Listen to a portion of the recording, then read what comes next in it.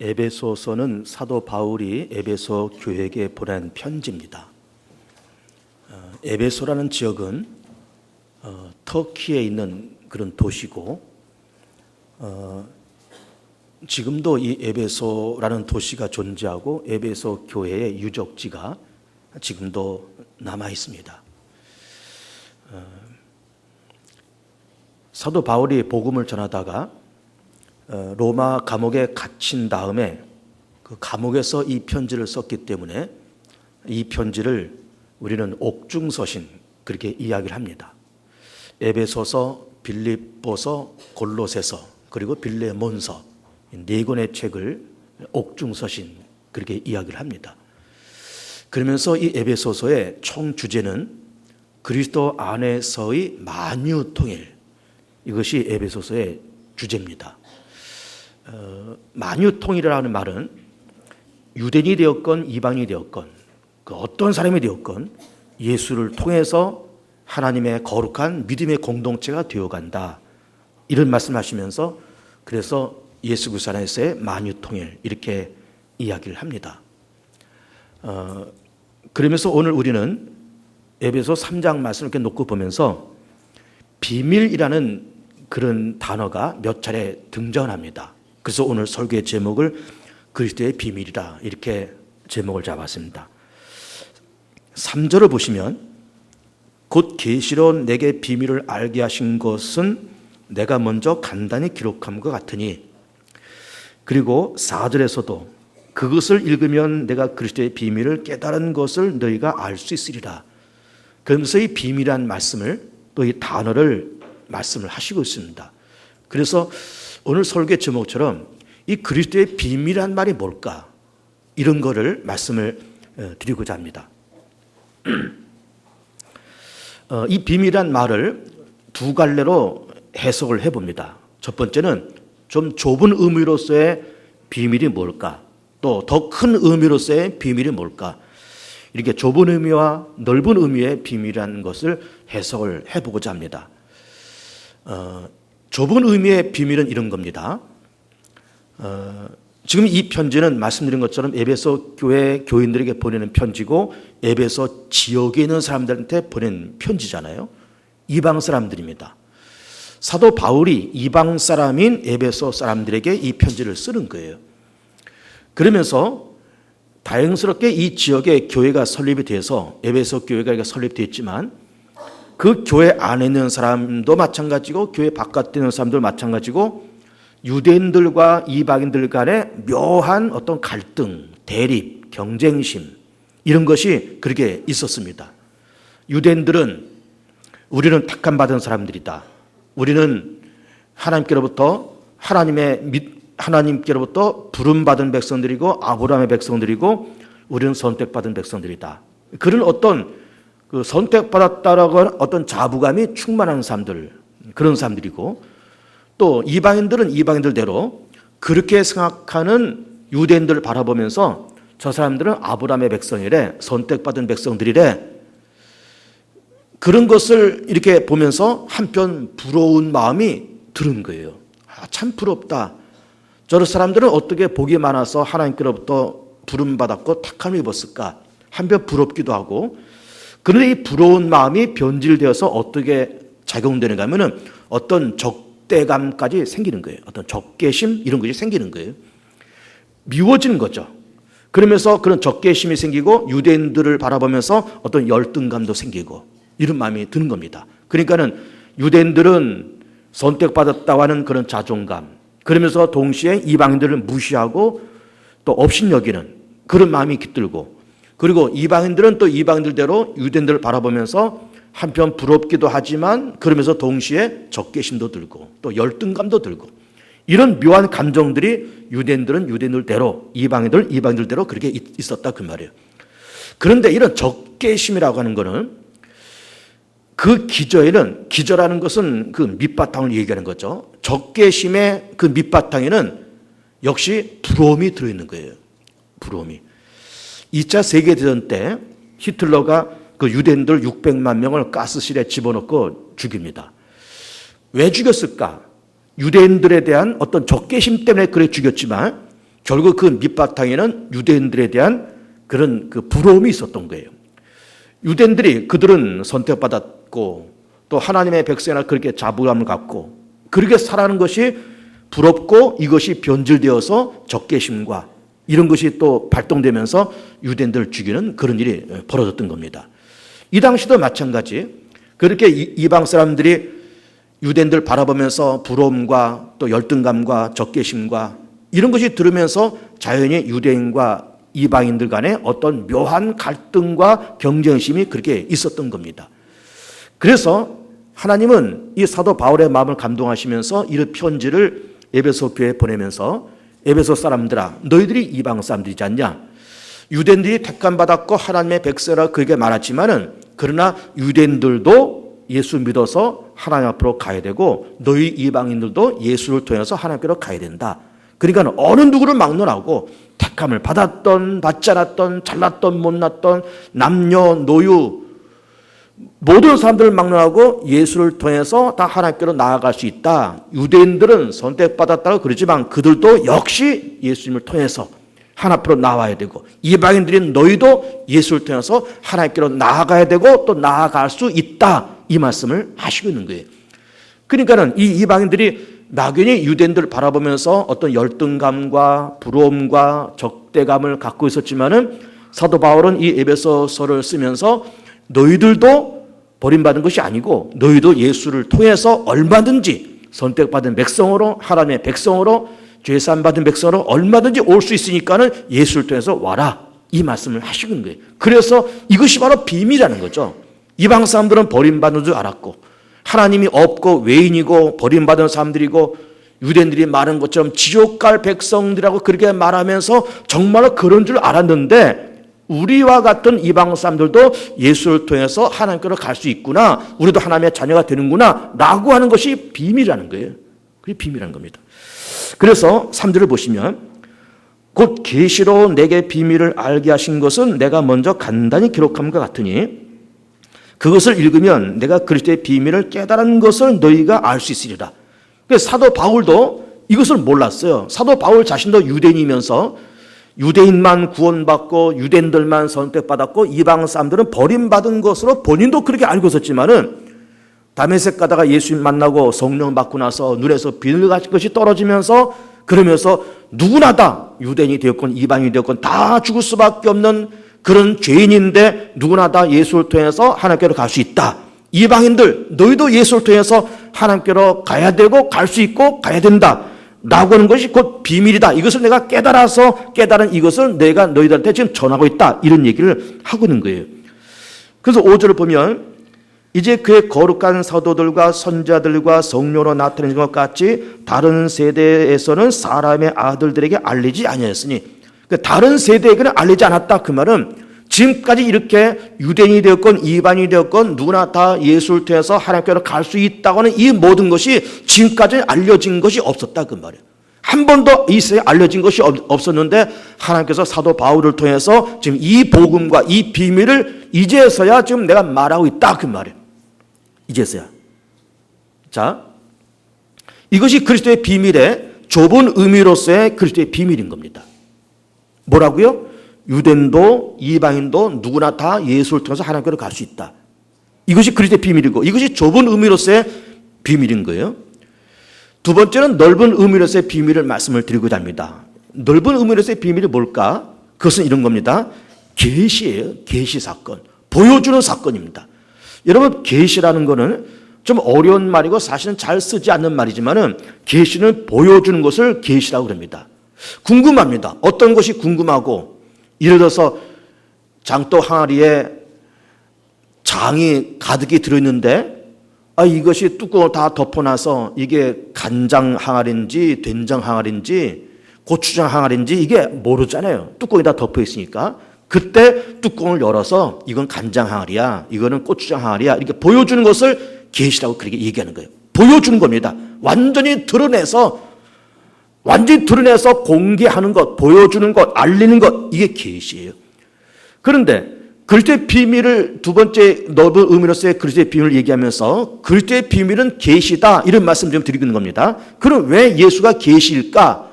제 말을 잘 들어보세요. 하나님께서 이스라엘 민족을 선택하십니다. 그러면서 이 이스라엘 민족이 아브라함 때부터 이스라엘 민족이 형성되어서 애굽에 내려갔다가 올라오고 또 40년 광야 생활도 하고 또 가나안 땅에 들어가서 이렇게 이 사람들이 사사시대 그다음에 왕정시대를 거쳐오면서 생활을 해오는 거예요. 하나님께서 출애굽한 이스라엘 민족에게 시내산에서 하나님께서는 모세를 통해서 율법과 계명을 그렇게 주십니다. 그리고 하나님을 이렇게 섬기게 된다. 믿음의 사람은 이런 생각과 이런 자세와 이런 생활 규범을 가지고 세상을 살아야 되고 하나님을 이렇게 섬기게 된다라는 말씀을 조목조목 그렇게 가르쳐 주신 겁니다. 그러면서 이 사람들이 유대인들이 하나님을 말씀과 계명과 율법을 통해서 하나님을 섬기고 제사를 통해서 하나님을 섬기는 것까지는 좋았는데 그렇게 말씀하시는 하나님이 도대체 어떻게 생겼는지 그 하나님의 성품이 어떠하고 그 하나님의 비전이 어떻고 그 하나님이 도대체 어떤 분일까라는 것이 대단히 궁금했던 거예요. 궁금합니다. 그랬을 때 하나님께서 그 유대인들과 우리도 마찬가지죠. 우리도 예수 믿고 교회를 다니지만은 정말 하나님이 어떤 분일까? 하나님의 성품과 하나님의 성격과 그의 어떤 사고방식과 그의 가치관과 그의 비전은 어떠할까? 사실은 궁금한 거예요. 보기를 원하지 않습니까? 하나님 보기를 원하고 나를 위해서 십자가로 죽으시고 부활하신 그 예수님을 직접 한번 보고 싶고 만져보고 싶고 그분의 음성을 직접 듣고 싶고 이것이 우리의 공통적인 그런 생각인 겁니다. 그랬을 때 하나님께서 너희가 나를 보고 싶으냐? 나를 확인하고 싶으냐? 나를 경험하고 싶으냐? 나를 너희가 직접 만져보고 싶으냐? 봐라. 이것이 바로 나다라고 하나님 자신을 이 땅에 딱 들이민 그 사건이 바로 예수님이신 거예요. 그래서 예수님께서 33년을 사시면서 특별히 3년 동안의 공생을 하시면서 무슨 말씀을 하신가 하면은 내 안에 아버지가 있고 아버지 안에 내가 있고 나를 본 자는 아버지를 본 것이고 아버지와 나는 하나다 이런 말씀을 하신 거예요. 그래서 2000년 전에 가나안 땅에서 태어나셔서 33년을 사셨고 십자가에서 죽으시고 부활하신 나사렛의 실존적인 인물인 그 예수가 하나님의 아들이요 동시에 하나님이셨던 거예요. 하나님이셨던 겁니다. 그러니까 다시 말씀드리면 하나님께서 모든 믿음의 사람들에게 믿지 않는 사람들도 마찬가지죠. 너희가 나를 보고 싶으냐 경험하고 싶으냐 내가 누군지를 확인하고 싶으냐 한번 봐라 하고 딱 이렇게 보여준 그 사건이 뚜껑을 딱 열고 보여준 그 사건이 바로 예수님이셨다. 이거 하나님을 보여주는 완벽한 사건, 하나님을 알리는 완벽한 사건, 하나님을 경험할 수 있는 완벽한 사건이 바로 예수님이셨다라고 하는 거예요. 그래서 우리는 예수를 믿으면서 지금까지 우리는 오랜 동안 예수를 믿고 교회를 다니면서 살아가고 있습니다. 그러면서 우리는 예수를 믿으면서 받는 축복 6가지 있다고 제가 몇 번 말씀드렸잖아요. 예수를 믿으면서 우리는 죄사함 받았다, 의롭게 되었다, 거듭났다, 하나님의 자녀가 되었다, 천국 백성 되었다, 성령께서 우리 가운데 내주하신다. 이런 말씀을 쭉 드리고 있으면서 오늘 비밀이라는 말씀을 이렇게 드리면서 비밀은 곧 계시다 이런 말씀을 드리고 있는 겁니다. 그럼 비밀은 계시다는 말씀이 뭘까요? 우리가 예수님을 믿고 신앙생활을 해가면서 자꾸 지금까지 몰랐던 것을 알아가게 되더라 이거예요. 자꾸 알아가게 됩니다. 무엇을 알아가야 될까? 자, 우리는 지금까지 학교를 다니면서 공부하면서 우리는 창조에 대한 이야기를 한 번도 들어본 적이 없습니다. 여러분 세상에서 창조란 말을 들어본 적이 있어요? 우리 이 박근혜 정부가 들어선 다음에 미래창조과학부를 세웠잖아요. 그랬더니 다른 종교단체에서 불교단체에서 왜 창조란 말을 하냐? 왜 기독교 냄새 나는 그런 단어를 이런 공적인 자리에다가 쓰냐? 그렇게 반대를 했었습니다. 미래창조과학부. 그러니까는 창조란 말은 기독교 안에만 있는 고유한 개념이에요. 그렇기 때문에 우리는 학교 다니면서 한 번도 창조란 말을 해본 적이 없고 들어본 적이 없습니다. 우리는 뭘 배웠을까요? 우리는 진화를 배웠습니다. 우리 인간은 원숭이로부터, 원숭이는 또 다른 동물로부터 그래 진화되어서 인간이 되었다 이렇게 배운 겁니다. 그러면서 우리 인간의 원초적인 조상이 누군가 하면은 바닷속에 떠다니는 단세포 동물이 인간의 조상이라는 거예요. 이 단세포 동물이 이제 다세포 동물이 되고 물고기가 되고 이 물고기가 무트로 올라와서 폐가 생기고 다리가 생기고 일어나서 걷게 되고 이것이 짐승이 되고 원숭이가 되고 또 진화되어서 사람이 되고 수십억 년을 거쳐면서 그렇게 인간이 바닷속에 떠다니는 단세포 동물에서부터 이렇게 우리 인간이 진화됐다는 거예요. 이게 우리는 학교 다니면서 배웠던 겁니다. 창조란 말은 들어본 적도 없어요. 그런데 우리는 예수를 통해서 비밀을 깨닫고 계시를 깨달으면서 자꾸 하나님께서 성령을 통해서 우리 가운데 보여주시잖아요. 계시는 보여주는 사건입니다. 자꾸 보여주시면서 우리는 뭘 깨닫게 되는가 하면은 창조란 것을 깨닫게 되는 거예요. 하나님이 우리는 지금까지 진화를 배우고 진화를 얘기했지만 하나님께서 태초라는 그 시간에 천지 만물을 창조하셨구나. 이거를 깨닫게 된다 이게. 이걸 깨닫게 됩니다. 우리는 또 이 우주가 어떻게 생겼는가 알아가고 하는 것을 우리 학교 다닐 때 이렇게 배웠습니다. 수십억 년 전에 한 100억 년 전쯤에 이 우주는 한 덩어리였다는 거예요. 지구도 달도 태양도 화성도 이 은하에 있는 모든 우주 만물이 모든 이 별들이 한 덩어리였다는 거예요. 그러다 이것이 어느 날 빅뱅 대폭발이 일어나가지고 폭발되어서 떨어져 나가는 그 조각들이 어떤 것은 지구가 되고 어떤 것은 태양이 되고 어떤 것은 이 별들이 되고 다 그랬다는 거예요. 이 빅뱅 이론도 우리는 다 학교 다니면서 그렇게 배웠던 거예요. 우주는 다 빅뱅에 의해서 그렇게 만들어지고 사람은 바다에 떠다니는 그런 단세포 동물이 이렇게 진화되어서 사람이 되었고 우리 이렇게 배운 겁니다. 창조란 말을 들어본 적도 없고 말해본 적도 없는 거예요. 그런데 우리는 예수 믿고 성령이 우리 마음을 감동하심에 계시 사건이 벌어지면서 우리는 자꾸 하나님께서 우리를 알려주시면서 우리 창조의 사건부터 눈을 뜨기 시작하는 겁니다. 창조의 사건. 우리 인간이 이 우주 만물이 우리 학교 다닐 때 빅뱅에 의해서 만들어지고 그렇게 진화되어서 사람이 만들어진 것 줄 알았는데 하나님께서 태초라는 그 시간에 빛이 있으라 말씀하시 빛이 있고 그 빛을 통해서 시간을 만드시고 공간을 창조하시고 그 다음에 하나님께서 육지와 바다와 식물을 만드시고 그 다음에 일월성신 그 다음에 어류와 조류 마지막에는 육지동물과 사람을 만드시면서 보시기에 좋다라고 말씀하셔서 그 창조 사건을 통해서 세상과 인간이 만들어졌구나라고 하는 것을 계시 사건을 통해서 그때서야 깨닫게 되더라 이 말이에요. 그 계시 사건을 통해서. 그리고 우리는 세상 살면서 사람이 왜 죽는지 또 이 세상은 왜 이렇게 고통과 화가 많은지를 모르면서 그렇게 살아왔던 거예요. 태풍이 불면 그냥 불 때가 되니까 부나보다 홍수가 나면 홍수가 날 때가 되니까는 홍수가 나나보다 가뭄이 들면 가뭄이 될 때가 되니까 가뭄이 드는가 보다 병이 돌면 전염병이 도니까 또 도난가 보다 우리는 그렇게 생각했던 거예요. 사람이 7, 80년 살다가 세상 떠나가면은 그냥 늙어서 죽고 그냥 자연 사는가 보다라고 그렇게 우리는 생각했지만은 그런 것이 아니었던 거예요.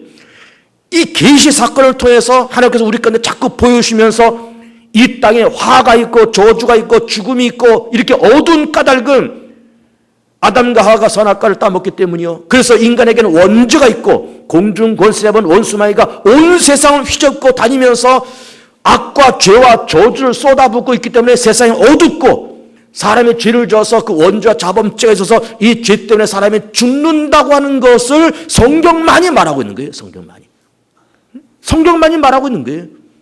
세상에서 우리 학교 다닐 때 혹은 세상에서 사람의 죽음에 대해서 말할 때 그냥 어떤 분이 교통사고로 죽었다, 병에 걸려서 죽었다, 80 넘어서 90 넘어서 장수하여서 그렇게 죽으셨다, 그렇게 얘기하지만은 사람의 죄 때문에 죽는다라고 하는 것을 세상에서는 절대로 말하지 않습니다.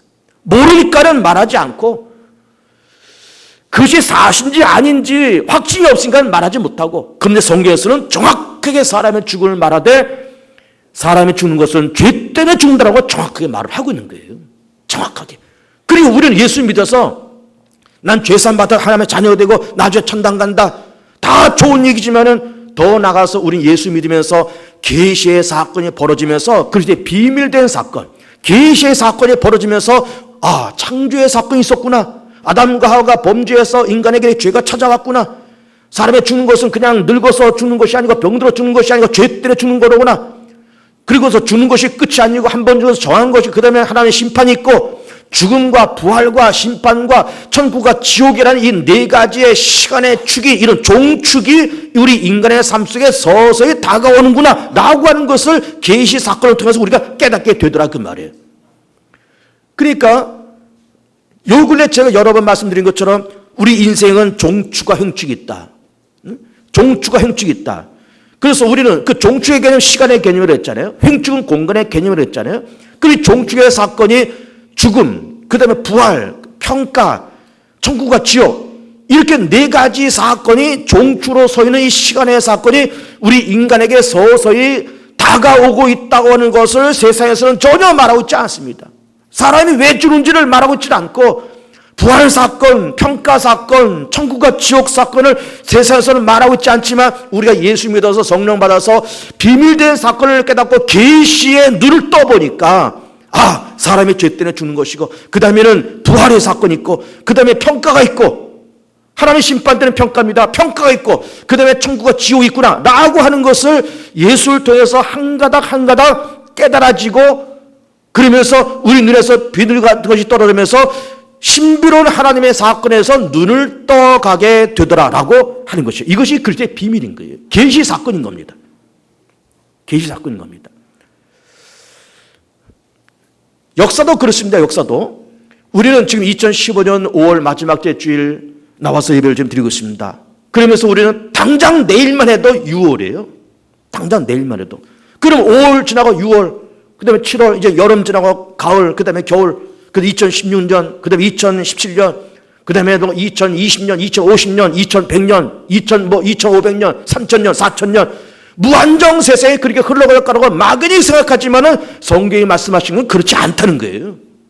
무한정 흘러가는 세상이 아니라 언젠가는 세상의 역사가 끊어질 때가 있다는 거예요. 우리 위해서 십자가로 죽으시고 부활하셔서 하나님 보좌 우편에 앉아 계신 예수께서 이 땅에 다시 재림하셔서 이 세상을 다 심판하시고 믿는 자를 구원해서 새하늘 새 땅에서 살게 하시고 이 땅을 어둡게 만들고 이 땅을 죄악으로 물들게 하는 그 원수마귀를 유황불에 집어 던지면서 이 온 우주 전체를 낡고 후패가는 이 우주 전체를 유황불로 다 태워서 뚫뚫 말려가듯이 유황불을 다 태우고서는 새로가 새 땅을 만들어서 믿음의 사람들 하여금 영생 복락을 누리게 할 그 시간이 있다는 거예요. 이것을 우리 가운데 보여주신 겁니다. 무한정 2100년, 3000년, 4000년 흘러가는 것이 아니라 언젠가는 세상에 그 시간의 멈춤의 사건이 있다는 거예요. 그 시간의 멈춤의 사건이. 그 우리가 다 가르쳐 주고 있습니다. 그리고 우리는 예수 믿어서 자꾸 계시의 사건이 벌어지면서 창조의 사건도 있구나. 사람이 왜 죽는지 이것도 성경에서 말씀하고 있고 인생의 역사가 세상의 역사 이렇게 흘러가면서 언젠가는 세상의 종말에 찾아오고 예수님께 다시 찾아오실 것이고 재림하실 것이고 이거를 말씀을 통해서 하나씩 배워가면서 거기에 우리가 눈을 떠가게 되더라 그 말이에요. 눈을 떠가게 되더라 그 말이에요. 뿐만입니까? 우리는 그런 세상에 눈을 떠가면서 우리는 어떤 일이 벌어지는가 하면은 창조의 사건, 예수를 통한 구원의 사건, 하나님의 나라의 사건, 그리고 세상의 시작과 종말, 처음과 나중, 예수님의 재림 사건, 하나님의 살아계시는 사건, 하나님의 전지전능하심의 사건 이런 거를 경험하고 이런 것에 눈을 떠가고 이런 계시를 받아가면서 우리가 어떤 현상이 벌어질까? 어떤 현상이 벌어질까? 엄청난 하나님의 존재 앞에 우리는 압도당하는 거예요. 압도당하는 겁니다. 지금까지는 그냥 사람이 세상 살면서 그냥 이렇게 살다가 죽으면 끝이고 그냥 벌어서 먹고 살고 내가 쓰고 싶은 대로 쓰고 살고 싶은 대로 살다가 죽으면 끝이라고 그렇게 생각했지만은 하나님이라는 존재를 깨닫고 난 다음에 어마어마한 하나님의 존재 앞에 내가 압도당하면서 살아가는 것 이것이 바로 믿음의 삶인 거예요. 믿음의 삶인 겁니다. 자, 제 얘기를 잘 들어보세요. 우리 인간은 이른바 만물의 영장입니다. 그리고 우리는 그래도 사람이 만물의 영장이고 다 존엄한 존재고 인간은 다 가치가 있는 존재고 우리는 다 그렇게 말을 합니다. 물론 맞는 말이에요. 그렇지만 존엄한 존재지만 인간은 그럼에도 불구하고 닫힌 세계에서 살아가고 있습니다. 여러분 닫힌 세계라는 것을 잘 생각해 보세요. 닫힌 세계라고 하는 것은 우리는 세상 살다가 70년, 80년, 90년 살다가 세상을 떠나는 거예요. 그러면 그렇게 세상 떠나는 것으로 끝인 줄만 알고 살아가는 거예요. 그런데 우리가 예수 믿고 계시 사건을 받은 다음에 우리가 7, 80년이 인생의 끝이 아니고 그 다음에 부활과 평가와 하나님의 나라라고 하는 그런 열린 세상이 존재하고 엄청난 세상이 존재하고 닫힌 세상에서 문을 활짝 열어서 예수를 통해서 문을 활짝 열어서 열린 세상이 존재한다고 하는 것을 보는 이것이 바로 믿음인 거예요. 그 사건을 보는 사건 이것이 바로 믿음인 겁니다. 근데 보세요. 우리 닫힌 세계에서 살아가고 있다고 하는 말씀 드리고 있으면서 우리는 7, 80년, 8, 90년 요 정도가 인생의 전부다라고 생각하며 살다가 어느 날 예수 믿고 더 큰 세상, 더 영원한 세상에 있다고 하는 것을 눈을 떠가게 되는 거예요. 뿐만 아니라 그것만이 아니라 우리는 예수를 믿어서 하나님의 자녀가 되면서 하나님이 얼마나 엄청나고 얼마나 어마어마한 분인가라고 하는 것을 예수를 통해서 점점 눈을 떠가게 됩니다. 눈을 떠가게 되는 거예요. 공간적으로도 마찬가지. 공간적으로도 우리는 광명시 혹은 개봉동 이 지역에 이렇게 살면서 지금은 뭐 교통편이 좋아서 얼마든지 왔다 갔다 하고 여행도 뭐 얼마든지 비행기 타고 세상을 왔다 갔다 하는 그런 시대에서 살고 있지만은 그럴지라도 우리는 이 지구를 떠나지 못하면서 그렇게 살아가는 거예요. 지구라는 이 땅의 범위를 벗어나지 못하면서 우리는 살아가고 있는 겁니다. 그러나 세상에 지구만 있을까요? 그렇지 않은 거예요. 지구가 아무리 넓고 세상이 아무리 넓다 그럴지라도 엄청난 이 우주에 비교하면 이 지구는 먼지 하나밖에는 되지 않는 거예요. 연필로 탁 찍어놓은 점에 불과한 그런 존재인 거예요. 그래서 우리는 예수 믿으면서 계시 사건을 바라보면서 우리는 시간적으로 7, 80년, 8, 90년 이것이 다인 줄 알았지만 더 엄청난 세상이 존재하고 우리가 사는 개봉동 혹은 광명시 혹은 대한민국 더 넓게는 우리 지구 땅 이것이 다인 줄 알고 살고 있지만 그런 엄청난 세상이 존재하고 있다고 하는 것을 하나님은 그리스도를 통해서 우리 가운데 가르쳐 주고 계시다라고 하는 거예요. 강화군에 가면 강화시외 버스 터미널에서 서쪽으로 자동차로 한 15분 내지 한 20분쯤 이렇게 가면 외폴이라는 데가 나옵니다. 외폴이. 거기 이제 배가 다니고 거기서 배를 타면은 그 성모도를 들어갈 수가 있어요. 그래 강화도 섬인데 성모도도 섬 중에 또 섬이죠. 그 외폴에서 배를 타면은 뭐 금방 이렇게 많이 보입니다. 직선거리로 뭐 한 500m나 될까? 뭐 길이 한 1km 될까? 가까운데 성모다는 섬이 있어서 그 외폴에서 배를 타고 이렇게 섬에 들어갑니다. 그런데 그 성모다는 섬이 있는데 그 섬에서 살던 분을 제가 알고 있습니다. 제가 다른 곳에서 목회할 때 그 성모도 출신 그 집사가 한 사람이 있었어요. 이분이 거기서 태어나서 거기서 살면서 국민학교 다닐 때까지 그 섬에서 살았다는 거예요. 그리고 중학교를 들어가면서 이제 강화도로 넘어왔어요. 근데 이분이 하는 말이 제가 국민학교 다니면서 그 성모도에서 살았는데 그때 국민학교 다닐 때 성모도라는 그 섬이 세상의 전부인 줄 알았다는 거예요. 이게 세상의 전부인 줄 알았다는 거예요. 그런데 성모도를 떠나서 강화에 오니까는 더 큰 세상이 있고 강화에서 인천 들어가니까 더 큰 세상이 있고 인천에서 서울 오니까는 더 큰 세상이 있고 그렇더라는 거예요. 그러니까는 아니 성모도라는 섬이 강화도 섬인데 성모도는 섬 중에 섬이 아주 작은 섬이에요. 행정구역상으로는 강화군 삼산면에. 그리고 거기에 지금 배들이 뭐 한 거의 만 10분에 한 대씩 다닙니다. 관광객들이 많아서. 왜 관광객이 많은가 하면은 그 섬 안에 유명한 절이 있어요. 그래서 절에 찾아가는 사람들이 있고 또 이게 등산 코스도 잘 돼 있고 요즘은 관광 코스를 잘 만들어가지고 가면 뭐 횟집들도 많고 뭐 펜션도 많고 막 그렇습니다. 그래가지고 관광객들이 많이 들어가요. 요즘 뭐 관광시설이 발전돼서 그 정도지 뭐 30년 전, 40년 전에 거기 뭐가 볼 게 있겠습니까? 근데 거기 태어나서 국민학교를 다니면서 한 10대살까지 살았다는 거 아닙니까? 한 10몇 년 살면서 그 성모다는 작은 섬이 세상의 전부인 줄만 알았다는 거예요. 놀라운 얘기 아닙니까? 그게 전부인 줄 알았다는 거예요. 근데 우리는 그런 얘기 들으면서 야, 제가 어떻게 그렇게 생각했을까? 아무리 어려도 그렇지 그래도 더 큰 세상에 존재하는데 그리고 작은 섬의 세상의 전부라고 생각할까라고 생각하지만 우리도 마찬가지예요. 우리도 이 세상의 전부라고 생각하잖아요. 이 지구 땅의 전부라고 생각하잖아요. 7, 80년 사는 것이 전부라고 생각하잖아요. 그렇지 않은 거예요, 여러분. 절대로 그렇지 않습니다. 더 넓은 세상, 더 엄청난 세상, 더 어마어마한 사건이 존재하는 거예요. 존재합니다. 우리 광명시 개봉동에 조그만 산들이 있습니다. 요 개봉동의 계웅산, 또 여기 광명 6동, 7동에 도덕산, 또 저쪽 한동 쪽에 구름산 이런 산들이 있어요. 그래서 뭐 뭐 등산도 다니고 뭐 그러지 않습니까? 올라가면 운동기구도 있고 그래요. 그래서 이렇게 산에 올라갔지만 그렇게 예를 들어서 구름산 맨날 이렇게 올라가다가 하다못해 저 강원도 설악산만 가도 야, 참 산 높고 넓고 참 좋다. 아, 뭐 동해 바다가 쭉 펼쳐 있고 설악산, 뭐 울산바위, 뭐 이거 대청봉, 야, 참 근사한 산이다.